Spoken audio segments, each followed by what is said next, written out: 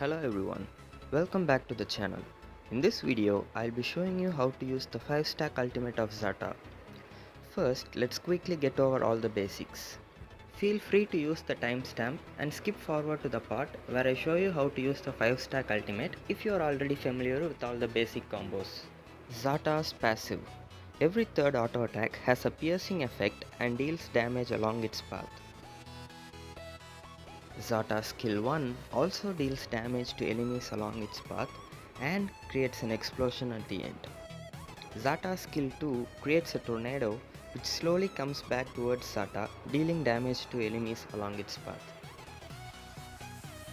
Another passive of Zata is that whenever its S1 and S2 collide, it creates an explosion dealing additional damage, and your next auto attack is enhanced with a piercing effect. The coolest thing about Zata is his ultimate. After dashing 3 times, Zata takes flight and attacks the enemies in the vicinity 10 times while gaining vision on them even if they are hidden in a brush or invisible. Remember, before turning on your ultimate, you have to let go of your movement cursor. The direction of Zata's dash after he ults is dependent on the direction in which you pull your movement cursor. In order to fly, you have to dash 3 times.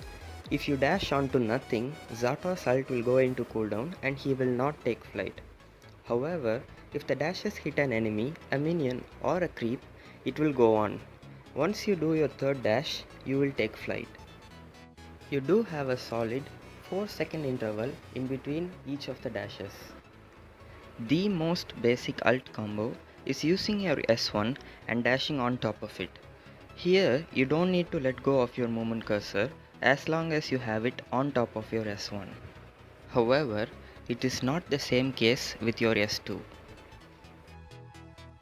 After casting your S2, if you hold your movement cursor on the direction of the S2 while using ult, he will dash 2 times, but the third dash, since it does not land on anything, will cancel your ultimate. But you can still use your S2 to take flight by using 2 dashes towards the S2 and 1 dash backwards. Now let's move on to the 5-stack ultimate of Zata. You must have noticed the number 3 above Zata after I turn on the ult. That number shows the number of dashes Zata needs before he can take flight. After dashing once, Zata gets his enhanced piercing attack. If you hit an enemy with it, the number changes from 3 to 4, indicating that Zata can now do 4 dashes before he can take flight. You get the enhanced auto attack after every single one of your dashes. So after dashing every time, use the auto attack on an enemy to increase the number of dashes to a maximum of 5. If you watch carefully, you can see that I always let go of my movement cursor after I turn on my ult, and after using an ability, I use my movement cursor just for a split second to guide Zata towards the ability. You should not forget that you have a 4-second interval between each of your dashes. So you don't necessarily need to rush and do all your dashes, but instead you can take your time and cast your abilities and dash on them so that you don't fail in the middle of using your ultimate.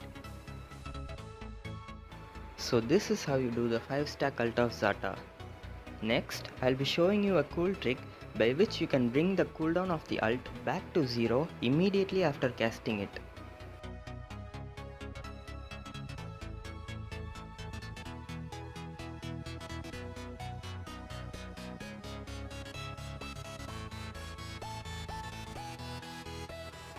Now, I have turned off my infinite cooldown and the cooldown reduction from the builds is at 40%. Watch what happens.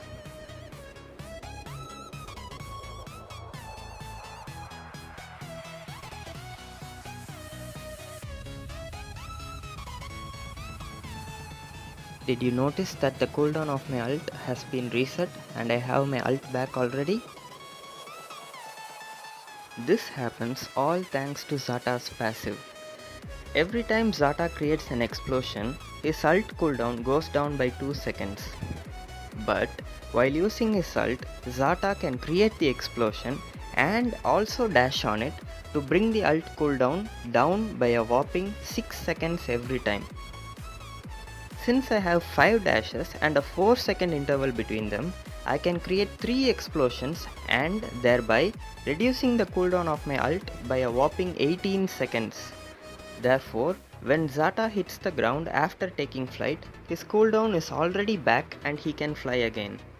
There is also an indicator above your restore button showing how many seconds of your ult cooldown will be reduced after you use it. I hope that I have made it clear for you on how to use Zata's 5-stack ultimate. If you still have any doubts, please leave them on the comments below. Thank you guys for watching the video. I'll see you in the next one.